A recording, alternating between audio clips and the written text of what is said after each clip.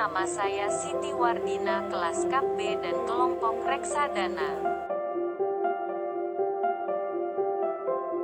Nama saya Syafitri Melanda, kelas KABB dan kelompok reksadana. Nama saya Mikael Putra Regilang, kelas KABB, kelompok reksadana. Nama saya Rosalina Indah, kelas KABB, kelompok reksadana. Saat ini istilah reksadana, saham obligasi, deposito sering terdengar di kalangan milenial yang mulai sadar arti pentingnya investasi. Reksadana adalah wadah yang dipergunakan untuk menghimpun dana dari masyarakat pemodal untuk selanjutnya diinvestasikan dalam portofolio efek oleh manajer investasi. Sejarah lahirnya reksadana mulai dikenal di Belgia dengan bentuk reksadana tertutup, closed end fund. Menyebar ke Inggris dan Skotlandia dengan bentuk unit investment trust. Mulai dikenal di Amerika Serikat. Undang-undang reksadana dibuat di AS yang dikenal dengan Investment Company Act 1940. Bangan Reksadana Indonesia SEP 1995.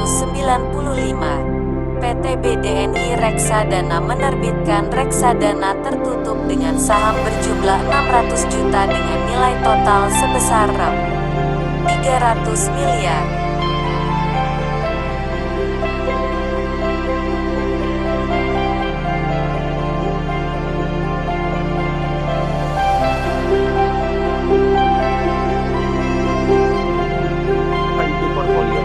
Kumpulan efek yaitu surat berharga seperti saham, obligasi, surat berharga, deposito dan lain-lain, di mana reksadana menempatkan investasi dan merupakan kekayaannya.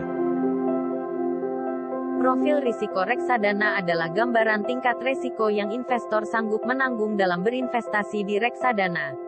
Penting sekali buat Anda yang akan menanamkan uang di reksadana untuk mengetahui profil risiko Anda. Keunggulan reksadana: 1. Dikelola oleh manajer investasi yang profesional. 2. Resiko relatif rendah karena terdiversifikasi. 3. Cocok untuk pemodal pemula yang tidak terlalu menguasai teknik-teknik portofolio. 4. Cocok untuk investor dengan kemampuan finansial yang tidak terlalu besar. 5. Secara relatif, biaya rendah. Perlu diketahui, reksadana adalah wadah untuk menghimpun dana dari masyarakat pemodal, investor. Dana yang telah terkumpul tersebut nantinya akan diinvestasikan oleh manajer investasi ke dalam beberapa instrumen investasi seperti saham, obligasi, atau deposito.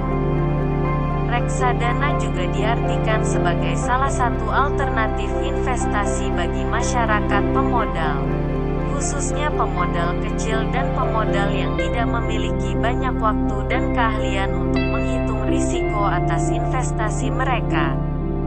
Reksadana pendapatan tetap adalah jenis reksadana yang menginvestasikan sekurang-kurangnya 80% dari asetnya dalam bentuk efek utang atau obligasi.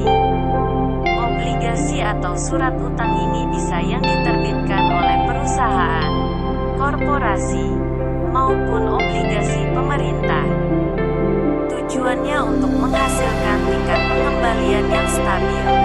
Risikonya relatif lebih besar daripada reksadana pasar uang tetapi lebih moderat dibandingkan saham sehingga cocok